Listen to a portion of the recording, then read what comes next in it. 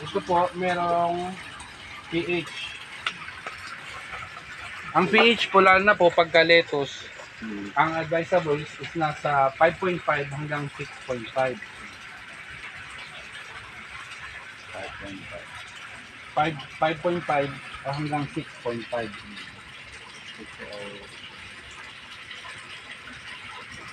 So kung mapapaabot nyo po ng 6.0, basta lettuce, pasok po yan, maganda po yan.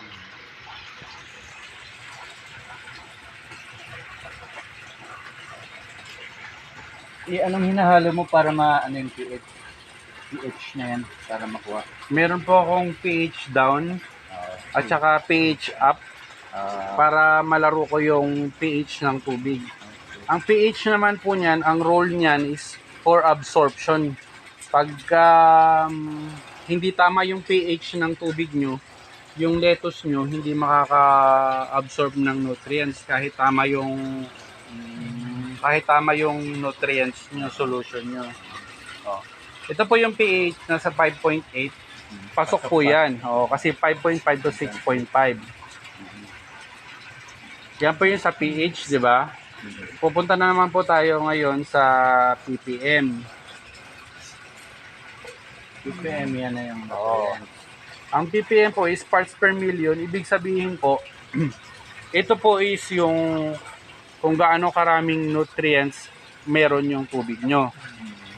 So, ito po nasa 850. So, ito po, ang advisable sa lettuce is 600 to 800. Pero kung maintain nyo po ng 800, mas maganda po.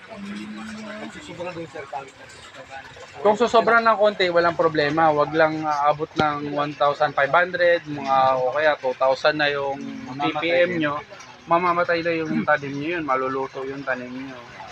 Kaya importante na meron kayong ganito.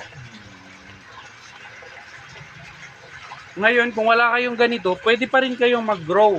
Ito naman, importante na may ganito kasi large scale grower na ako. Hindi ako pwedeng sa tsamba na lang na baka mamaya tama yung pH ko. Kaya, Oo nga, kung sa amin paano?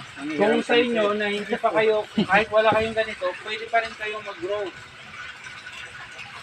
Ang gagawin nyo lang,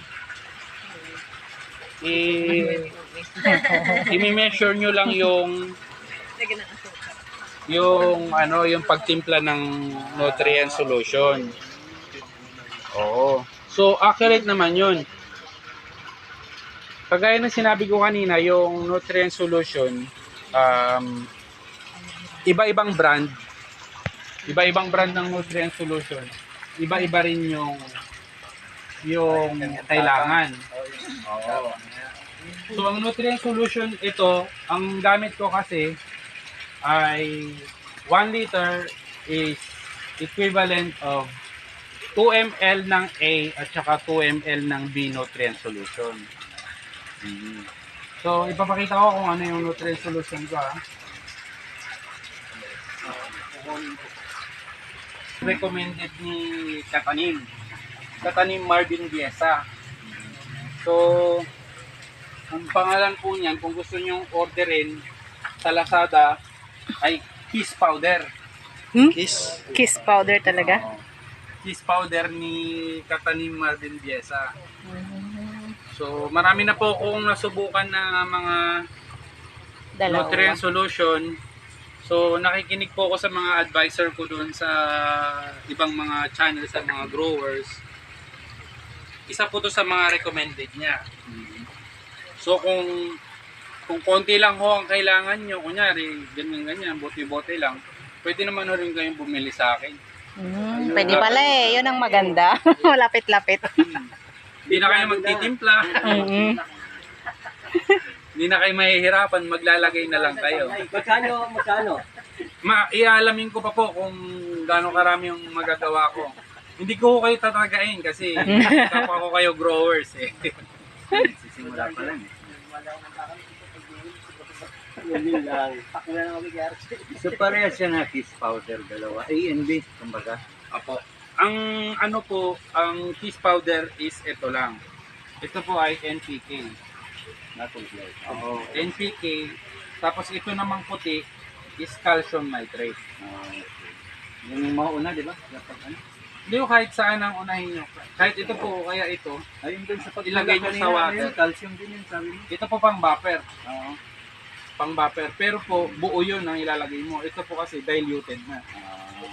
Yun po buo, itutunaw mo sa water. Yun ang i-buffer mo sa sa coco peat.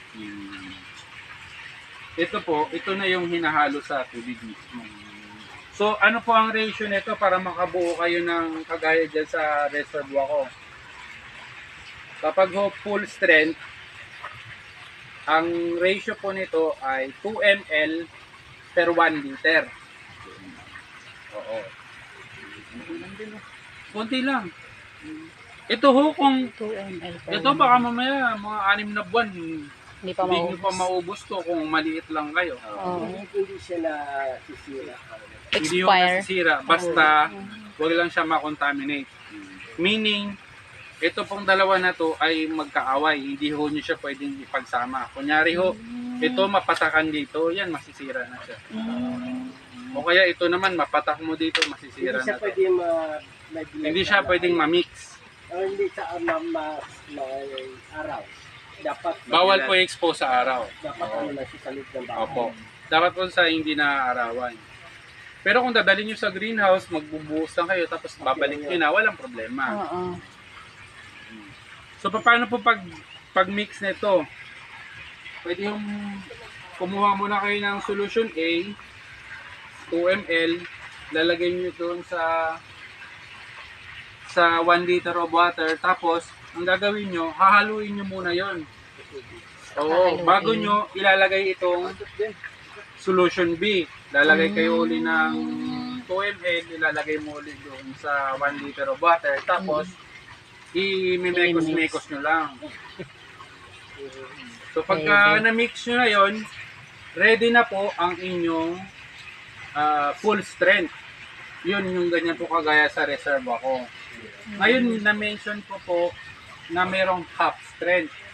Ang half strength naman po, hahatiin nyo lang. Half Imbis strength. na 2 ml, gagawin nyo lang 1 ml. Yun po yung ginagamit sa punla after 5 days. Yun palang half strength. Half strength. So, mas makakatipid kayo sa solution. So, kung gusto nyo, pwede kayo magtimpla ng half strength. Pwede rin kayong magtimpla ng full strength solution nyo para hindi kayo timpla ng timpla. Ganun na lang kayo. Kagaya po yan. Yan, dyan ako kumukuha ng pandilig ko sa mga punla. Sasalok na lang ako dyan.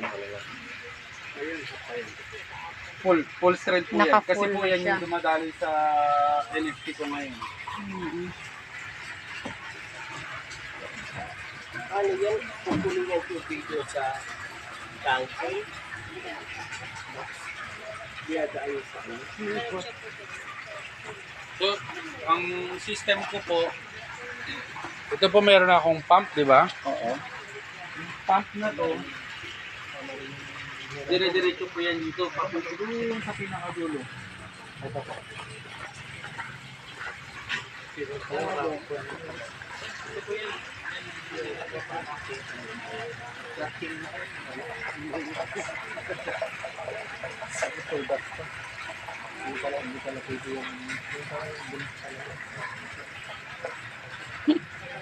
Talagang inaral na eh.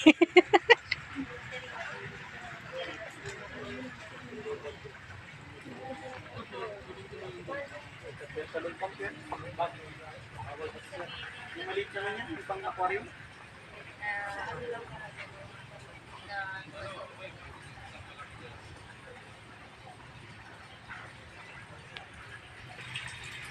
Parang manipis siya na ano.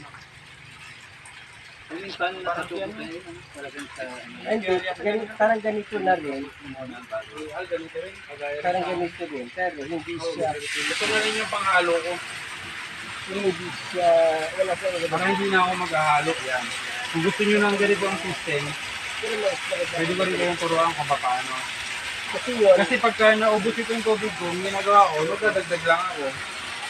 Pagdagdag ko ng tubig, dadagdagan ko ulit ng nutrient solution. Pero hindi na ako natutukot kasi kabisado ko na eh. So, pagka may tubig na ako ganyan, Magaling tubig na yan. Dito rin po. Ito. Para oxygenator ko po ito. Ito. O kaya kung gusto kong haluin yung reserve ako, hindi na ako maghahalo-halo din sa galing. Bubuksan ko na lang tong ano ko, oxygenator. Ano yun?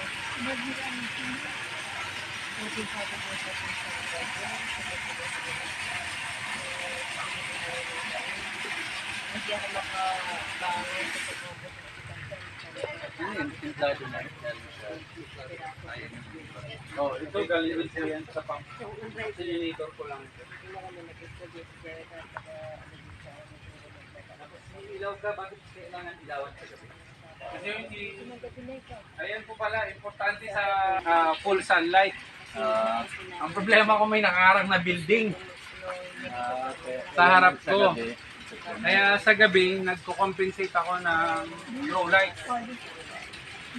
Low light. Nag-ano ako ng low light sa gabi. Ito po yung pagka umaga ko, nakakarangan ako. Oo, nabablock ko. Sa umaga, noon mo. Ay, pero hindi man maliwanag, ano? Maliwanag po yan sa gabi. Ayan, sa gabi. Maliwanag po yung low light. Pwede na ako mag-disco dito sa gabi.